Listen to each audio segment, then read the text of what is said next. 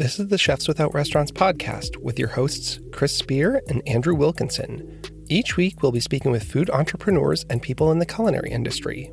The following episode is one of our COVID Zoom sessions. If you're interested in learning more about our organization dedicated to helping people build and grow their food businesses, look us up on the web at chefswithoutrestaurants.com and .org, and on Facebook and Instagram at Chefs Without Restaurants. Now, enjoy the show.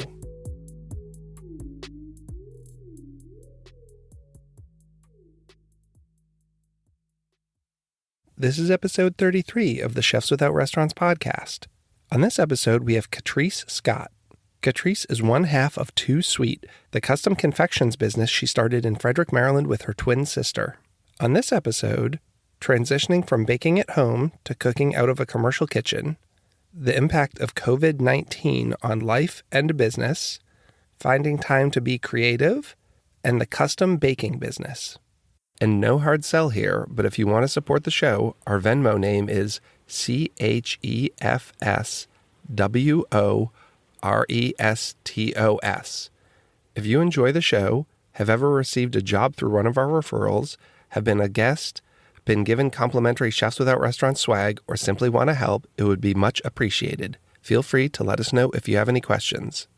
Thanks for listening, and have a great week. Welcome, everyone. This is the Chefs Without Restaurants podcast, and this is your host, Chris. And today we have Katrice from Too Sweet. Good morning. Good morning. How are you doing? I'm doing fine, and you? Making the best of it? Making the best of it. That seems to be the theme around here. Doing great. So why don't you go ahead and tell everyone who you are and a little bit about your business? I am Katrice. I'm actually half of Too Sweet. It's an online bakery me and my twin sister run. We operate out of a commercial kitchen co-op, actually. It's a co-op, so there's several bakers within one kitchen. We all just take turns completing our orders. We do take our orders online. We do not have a storefront, but it wasn't our goals, which is kind of messed up right now due to the pandemic. But we operate an online bakery, take orders online, we deliver, we have people come and pick them up at the kitchen, and then we also host cookie classes. So we like to teach others how to decorate like we do. Awesome. And I don't like to play favorites here, but I have to say, I think you have the absolute best looking cookies I've ever seen. Well, thank you. I appreciate that so much. The ridiculous amount of creativity that you seem to do. And it looks like you're really having fun with it. Yes, that I think is what sets my cookies apart, is that I actually love and enjoy and just, it just means everything to me. They mean everything to me. So are you and your sister both equally talented in the same things? Do you guys both bake? Do you both decorate? What's the dynamic there? The dynamic with us, so the craziest thing is a couple years ago, I did not bake. And not only did I not bake, I didn't know really how to cook either. I decided in 2015 to actually go to Frederick Community College. And when I started, I had took like cooking 101, and then I hopped in like all of my English 101 and science, math, and all those classes. And then I got a job over at Katrice Catering, which was the best job I've ever had in my whole entire life. And that job is what set me off. I took off from there. So were you doing traditional, like savory cooking over at Katrice? Yeah. So I actually did the lunch. So like if you call in and order sandwiches and soups and such, that is actually what I did. And then on the weekends, I would work events. And then throughout the week, help prepping for the events that would come on the weekends. But I cooked there. I didn't bake. I didn't have any interest in baking at all. My sister has been baking since she came out the womb. She is like, she's always had, just the nick for it. And she actually is the one who started cakes. We were in high school. She actually started doing cakes for people. So her skill level was way beyond mine. And then in 2017, I broke my ankle. I'll just say that. I was in a relationship, and my ex actually broke my ankle. So it was like a really depressing time for me. And someone asked me to do some cookies, and I had no interest in it. Decided to just do it just because I had nothing else to do, and actually enjoyed it, and I haven't stopped since. Wow. Have you always considered yourself a creative person? I have been creative. I do like to draw. I do like to make up songs, and I like to dance and all that fun stuff. I used to actually do t-shirts. So it was really similar to what I do on cookies. I used to do on t-shirts for my nephew. I used to make him like Lakers logos and, just all types of fun stuff on t-shirts. So I'm really doing the same thing, but on cookies. But I'd say this takes more time because I have to bake the cookies. I have to mix the colors. Like I can't just go to the store and buy them. So I like to call myself a artist, but a confectionery artist. Yeah, because once again, that's what stands out for me. I mean, your cookies are delicious. I've had them, but they are like works of art. I mean, a lot of people are out there making cookies right now, but the level of work that goes into them on top, the decorating, and every theme, whatever hot movies out there, I see you'll do like a Trolls cookie or, I think the Halloween ones were my favorites. You did like an It clown or something like that. Or I saw all these It themed cookies and I just thought, wow, they are really killing it on that. I would have trouble eating them. Do you ever hear that from customers? I'm sure you hear it all the time. Like, these are too gorgeous to eat. All the time. So did you start in a commercial kitchen or did you start under cottage baking regulations? I actually just started at home. I just was at home with a broken ankle. Somebody asked me to do cookies. My sister had baked, so people knew of her and always got in touch with her for stuff.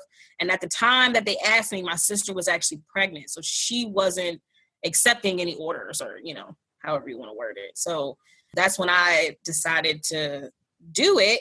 I did it at home, and I think I worked from home for maybe a year before we got into the commercial kitchen. So for you, is there a moment where then it made sense to scale up? A lot of our listeners are in the beginning stages or thinking about starting a business. How did you know that you wanted to continue and take it another step further by moving out of your home kitchen and moving into a commercial kitchen? So mine's really was the depression that I was in is really what boosted me and what got me to think that it was time. I actually went and got my license once I was able to walk again. So took me about a year to get back on my feet. And that really is just what motivated me. I will say that I was not 100% ready.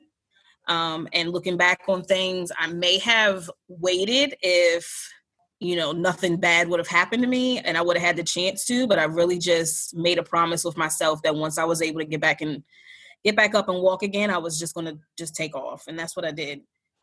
It worked out for the best, luckily, but I wouldn't tell anyone else to do it.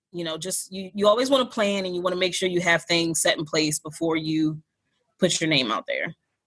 So what I want to talk about a little bit is this a viable business that you can do without having another job or backup income? Because what I'm seeing is a lot of people are doing cookies, cupcakes, things of that nature, but they're still an accountant by day or they're, whatever. And I think, especially through social media, there's a lot of people, who put their food products like this out on Instagram or whatever, and it looks like they're a very successful baker and have a good business. But the reality is they're still also working a 40-hour or more week at another job because they aren't able to pay the bills.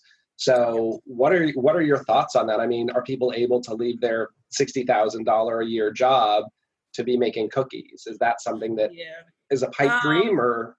It is a dream, of course, but I think the only person that would be able to do that is if you were to take out a loan and have a storefront and be able to sell things continually during the day, where, people could come in and spend money with you, every hour of every day. What made it harder for us was being in the commercial kitchen. We don't have a storefront. We don't have people that are able to just stop in. If you wanted to meet with us, you have to make an appointment. But I will say the only good thing that came out of what I do is me practicing and me getting better. What's the feedback on the pricing from customers? Do you hear feedback about like, wow, that's a lot for a cookie or? Of course. So I will say when I first started, I started out, I charged, I think like $45 for everything. It doesn't matter if they want, I mean, I charged the same price for everything that I did. But it was really a learning curve, I think. I needed to go through that to see what cookies would cost more, what would it take for it to cost more. I will say once we got into the kitchen, prices went up, of course, because now we have to pay rent. We have to pay, for our certificates. We have, just things just started coming at us. We want to go and be in something during the weekend. We have to pay to be there. So price wise, everything had to go into that. I had a lot of customers who bought things from me prior to me getting in the kitchen who did not like that my prices went up. But I've probably only had 3 people in the last 2 years that decided not to order with me. I went through the same thing. When I started my personal chef business, I had no idea what to charge, and I would do some things to fill time. There's one time where I think their budget was like $60, and I said, sure, I'll do this dinner for $60 Right. a head, which is much less than I charge now because I'm more in the $100 range. But you're starting out and you're appreciative of the business. Then they become a repeat customer. And how many times do you feel like you need to honor that $60 a head? So I did it a couple times. And then finally I said to them, just so you know, my prices are actually $100 a head and have been so for a couple of years. I really appreciate your business. But, maybe we need to talk about what this is going to cost going forward. Exactly. But yeah, to get back to the whole thing of starting the business, do you think you could do a single item or do you have to diversify? Could you just do this with just cupcakes or just donuts or just cookies? Or, you talked about a shop. Do you feel like you need to have a diverse shop or would you still just have a shop that had cookies? Once in our plans, we're not just going to just strictly be doing cookies and strictly doing cakes. We even want to, or we've even been thinking about getting out of doing custom cakes. I do like to do my custom cookies. I don't think I'll ever change that because I like making things very personal to people. So I don't think I'll stop doing custom cookies, but we would like to have like a set menu of cakes and cupcakes for people to order from instead of doing custom cakes and cupcakes. Is that because of speed or ease? Or both? Yeah, just ease. It's very stressful. And we think that getting rid of doing custom cakes would help us. Again, I look at the same thing because I've always said that my dinners are a custom experience, but that takes a lot more work. I think both on the customer end and my end, if someone wants to book a dinner for them, then I'm assigning them a task of filling out a questionnaire and telling me what they like and don't like. And then I have to build a menu around that. And then I send it to them and they need a proposal. And I have toyed with just making a really creative menu. And it's kind of the take it or leave it menu. And then if you are celiac and you need to modify some of those for gluten-free, I can. But instead of starting from scratch and saying, nope, the world is your oyster and you can have whatever you want. I don't know. Or maybe having a combo and saying, if you want a custom menu, I can do that. But if you want to save time, like here's April's menu. So I think I'm starting to look at 12 monthly menus that are very seasonal and inventive. And then if you want to take the time to do custom, but just kind of figuring out, I'm playing with it every month. I'm changing things up to see what works better for both me and the customer experience. Yeah. And I really think that social media helps out a lot. You do a party and you post it and people are like, oh my gosh, look what Chris did. Oh, this is so awesome. I want to book him for my event. I think when you're good at something and you love doing it, it shows, it speaks for itself. And even if you have those people who will discuss your prices negatively, you will also have people who will book you that day, who will pay you that day, and who will give you a tip. So I think really it's just finding who's for you and who's not. I don't create just for anyone. You either like it or you don't. There's several other people who make cookies. You can get cookies from someone else if you don't like it.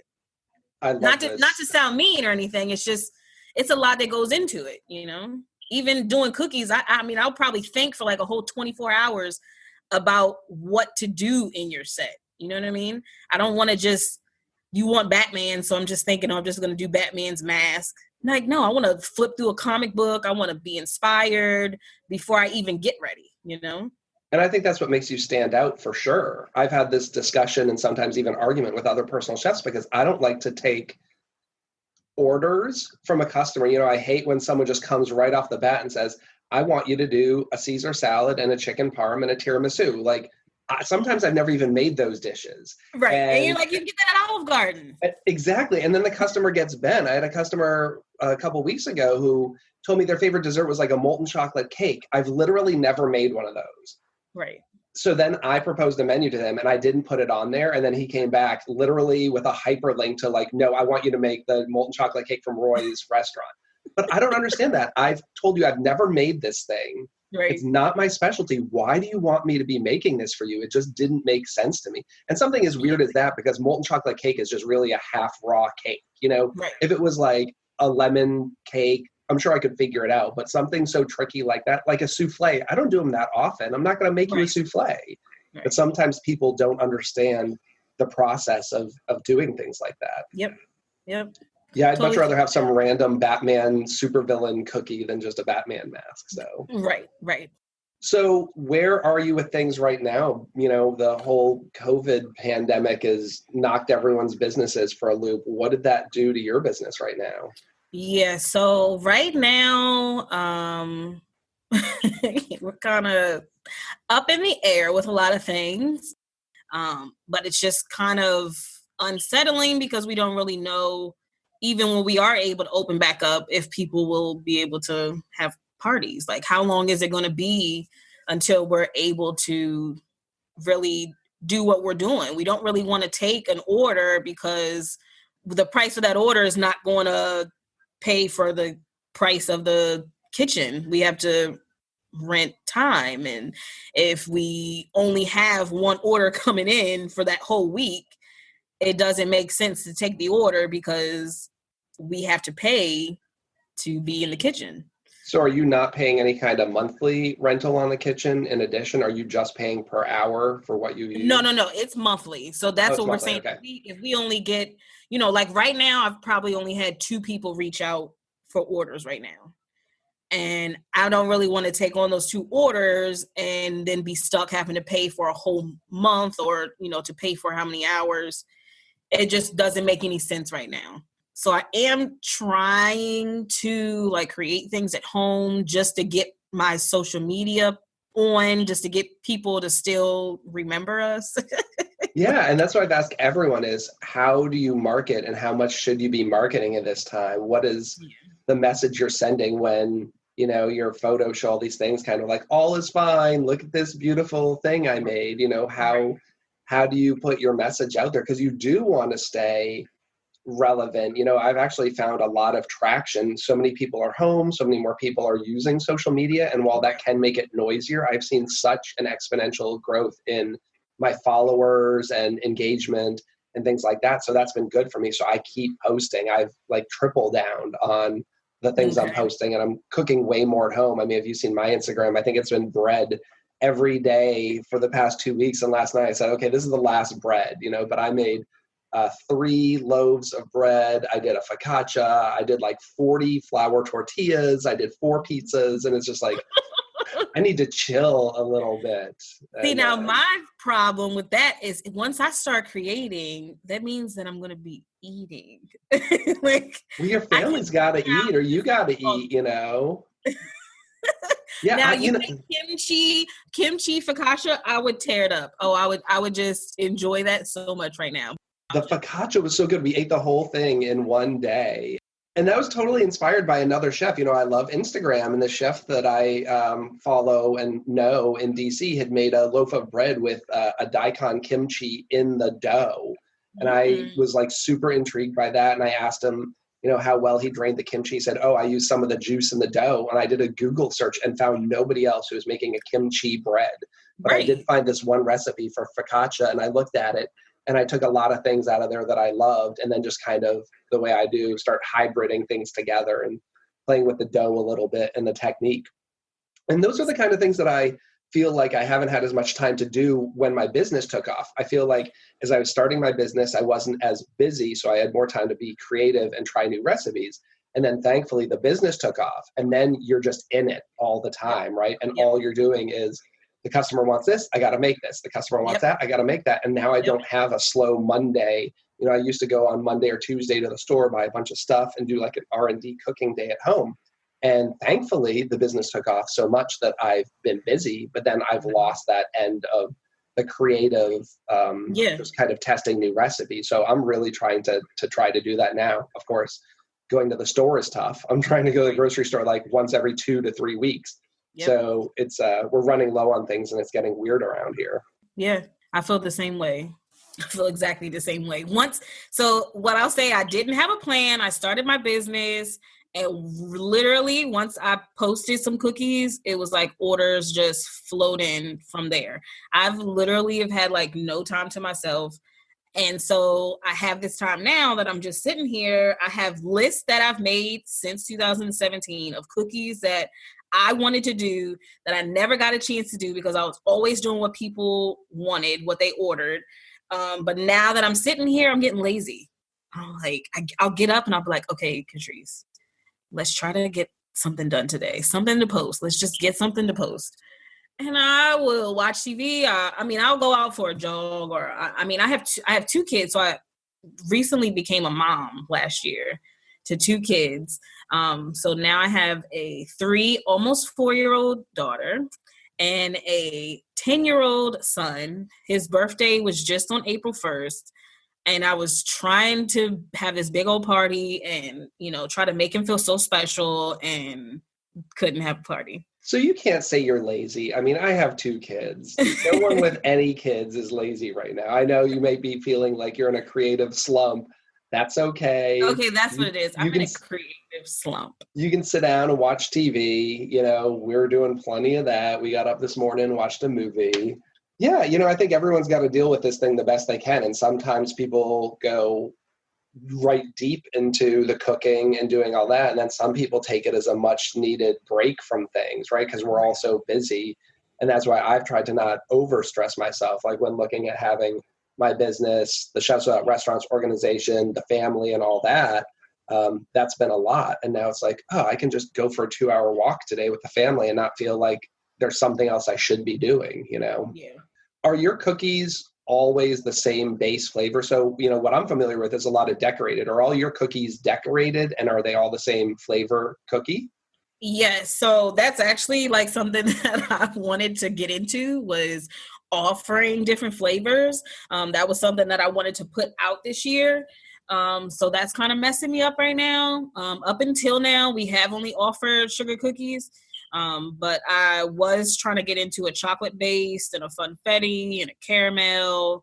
So right now I'm just kind of waiting. Yeah, everything's in a holding pattern right now. Yeah, it's just a waiting game. I mean, I think it's still maybe too early to even tell, but pricing, as we come out of this thing, are people going to be more conservative on spending? When you hear numbers like yesterday that 10% of Americans are unemployed right now, like right. When people come out of this, where are they going to be spending their money, and how are they going to be spending their money? I mean, that's on the forefront of my thinking right now. No, I feel the same way. I keep joking, like, no one is trying to order cookies right now, okay? Like, and I understand it. I'm not really ordering anything neither. I was literally planning my sister's bridal shower. My sister was getting married. She should be in London right now on her honeymoon. So I have, things that rentals and everything that I was renting to do this bridal shower for her. Everything got placed on hold. And then all of the parties that I'm doing cookies for, that got placed on hold. So it's just like, what do you do? What are we really supposed to do right now? Yeah. Have you had any offerings or any kind of ways of raising funds right now? Like a lot of people are saying, buy a gift certificate or buy some of this swag. Like, do you have like shirts or hats people can buy, or any kind of gift certificates, or no money coming in whatsoever? So for the gift certificates, we just don't feel comfortable taking people's money right now and not knowing what the future holds. We wouldn't want to take your money and then not really feel comfortable opening up our business again fully. It's baking. So you always have to be worried and conscious of things when it's something that people eat.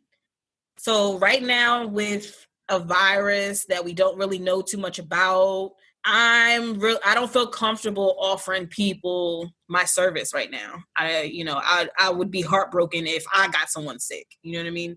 I understand people doing it because you really feel like you have to because you have bills, but I personally just don't feel comfortable taking orders right now or gift cards. Just taking any money from anyone right now, I don't feel comfortable doing it. And I think some of that'll maybe change when the unemployment thing changes. I'm self-employed. People who are self-employed right now are not eligible for unemployment, right, which is tough, and they say with the CARES Act passing, we will be. So I think a lot of people right now are still kind of hustling to make every dollar they can because they're not eligible for things. And my guess is that when people who are self-employed, who are a lot of like caterers and food truck operators and such, and once they can get some unemployment, I think you're going to see a lot more of these places close down. But that's just kind of my guess. And I think it's right. It's only right. I think everyone deserves to be helped at this time. But I personally don't feel comfortable taking money from people right now. Yeah. I haven't really. I've had some people buy gift certificates from me, which is great. I mean, I know that I'm going to continue to operate when this is over. And a lot of people have kind of said, listen, I'm going to go ahead and buy a gift certificate so we can do a dinner when this is over. Actually, a relative of mine bought a $700 gift certificate to do a dinner for seven when this is over. So that was a nice little bump there to keep us going. And I'm really appreciative of people who do that. And the same with this podcast I just posted yesterday. I'm not one to ask for money, but just kind of said like, hey, Andrew and I talked about doing a Patreon. And if anyone wants to throw us some money, here's the Venmo. I set up a Venmo for Chefs Without Restaurants and just saying, we've got thousands of people on between the Instagram and the Facebook and the group. And literally if like 40 people sent us $1, that would cover like operational costs for a month. Right. And it's like, that would be great. So like one guy, sent some money last night, and that's really nice. Just looking at things like that, it's hard to ask for help, and we're still going to do this, but it's like, hey, if you appreciate this, like, how about $1? Not, like we were trying to launch this Patreon where we would have a tiered program with different offerings and stuff, but that's getting hard right now. Like we're going to have shirts made, like where are we going to do that and things like that. So we just kind of put it up there, but otherwise, it's like everyone's trying to do what they can to get a buck here or there. Yep. I think we're going to jump into the speed round if that works for you. Okay. So this is the modified speed round we've been doing. So the first question I always like to ask these days is, what are some pantry items that you went and stocked up on before you were going to be stuck at home? I think we all kind of knew we were going to be at home for 2 or 3 weeks. What are some things you went and got or made sure you had on hand or wished you had? So what I did get was pasta, rice, flour, the frozen vegetables, frozen fruit, avocados, and water. Other little things that I got, everything's really running out. You can't buy too much milk and cheese and all that type of stuff. So I know we bought a couple, I think maybe we got like 3 dozen eggs, and now it looks like they're all going out of date tomorrow. So. Oh, really? Now I bought 3 dozen eggs and they're gone. Eggs are gone. Mm. Yeah, we've been doing a lot of things. We made a quiche this week. We've used them for a bunch of stuff. So I'm just going to have to figure out what I'm going to do with some eggs in a day or two. Are there any businesses that are open right now that you want to give a shout out to? Anyone who's still out there grinding away and could use some love? Oh, Pizza Llama. Pizza Llama. Missing Andrew for sure. Yes. Shout out to Pizza Llama. I see DJs is still open in Buckystown. And then Dutch's Daughter. I've seen they've been giving out a lot of food. And that's like one of my favorite restaurants in Frederick. So I've ordered out a couple times. Since this has started, me and my sister's oven actually broke. So she has it worse than me right now. Her home oven broke? Yes. Oh no. Yes. That sounds like the worst. Out a lot. We got lazy fish last night because we love some sushi. See, that sounds so good right now. My boyfriend now, he's allergic to seafood. So I have been living a dreadful life. It's tough when you have people not all on the same page of what they eat. I mean, we've got 6 in our house. My in-laws live here, and then with the kids, and it seems like someone's always not into something. Like my in-laws don't do sushi, but Lazy Fish has a lot of good other things. So last night they got like the Singapore shrimp noodles with like a curry, which was delicious because I tried a bite or so. And I think tonight we're picking up Jerk and Jive. So, you know. Okay. You know, that's one place I have not tried yet. They're really good. And we live out there. We're off of 9th Street. So they're like literally walking distance across the street. So also any place that we can just get in and out of really quick is always appreciated. What are some fantastic resources for people looking to get into maybe baking or cooking? Are there books, websites, people to follow? Like, what would you recommend? Literally the way that I learned was videos on Instagram. If you like, there's certain pages, like I think it's Talented Cookiers. So you can like go to their page and they post a new cookier like every day, or maybe even twice or 3 times a day. So I'll just sift through those and find, you know, people that I just adore their cookies. And I just started watching videos and just wanting to create. Resource wise, I don't really have like anything specific. I mean, I know there's tons and tons and tons of videos that people do and post them on YouTube. But I would say my number one help comes from Instagram. Even creative wise, if I'm looking to do like Minnie Mouse cookies or something, I want to search the hashtag. So yeah, Instagram, searching hashtags is something also. If I'm doing Minnie Mouse cookies, I'll search the Minnie Mouse cookie hashtag, go through people's, maybe take a few designs from there and add it into whatever I'm thinking. So I would say Instagram is a huge resource. Well, that's crazy. I don't do any videos on Instagram, and I probably should because I hear this from a lot of people, and I watch some. You know, our guest a couple weeks ago, Tony, talks about videos of pasta on Instagram.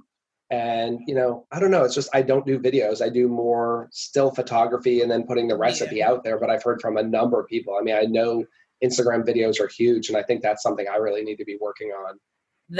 I keep saying the same thing with that too. Something I need to work on, doing videos, showing people how to do cookies. I really got the itch for it when I started my classes. I just love seeing people be able to do things. So I do want to start doing videos, not even people who want to do it, just people who want to know how it's done, you know. There's a lot of recreational watchers out there, I think. Yes, it's very satisfying. It is. We usually ask what your favorite meal is. I want to ask, do you have a favorite dessert? If I have to say my favorite dessert, it would be, I always pronounce it wrong, Pavlova? I've said pavlova, but I don't know. Yeah, that's my favorite. I love it. It's like, wow, what is that? It's beautiful. Like, it's the best. Right on. Something to add to your menu, right? I want to see that when you open up your shop. Yeah. Oh, I have big dreams, humongous dreams. Well, that's great. I'm excited to hear that this hasn't gotten you down and you aren't counting yourself out here, that you're just going to kind of wait it out and come back and maybe be bigger and better than before. Right. Exactly. And it gives you some much needed time, I think, to really think things through. You know, in my opinion, it's a nice pause to just kind of, you can go back and assess what the past year was like and where to go from here. Yep. Any wrongs you've made, I guess, any help you can provide to others. It's just a lot. I think people like to look at this situation in a negative view because it halted our lives and lives as we know it. But I do believe that everything happens for a reason. I think that we should take the time, appreciate that we are alive, that we're healthy, that we have a house to even be in. So. And then the last question is we always kind of ask, what would you like to be remembered for? And that could be either personally or professionally or both. That's deep. I know. Andrew threw that in there as one of our rapid fire questions, but it's more of the closing question, because we always said rapid fire should be 1 or 2 words. And then this big one, hey, we're getting ready to wrap this up. What do you want to be remembered for? Yeah. Wow. What do I want to be remembered for? I guess just creating awesome cookies and, just putting my love into it, making it personal, just making awesome cookies. Being able to put smiles on people's faces with cookies, because that's even like like, what do you mean? But I really touch people with what I do. So I imagine you're doing that with most, if not all of your customers. Yeah. Thanks so much for taking time to come on the show. And to our listeners out there, this was the Chefs Without Restaurants podcast. As always, you can find us at chefswithoutrestaurants.com and .org and on all social media at Chefs Without Restaurants. Thanks and have a great week. Thank you, guys. Thanks for having me, Chris. Thanks for listening to the Chefs Without Restaurants podcast. And if you're interested in being a guest on the show or sponsoring a show, please let us know. We can be reached at chefswithoutrestaurants@gmail.com. Thanks so much.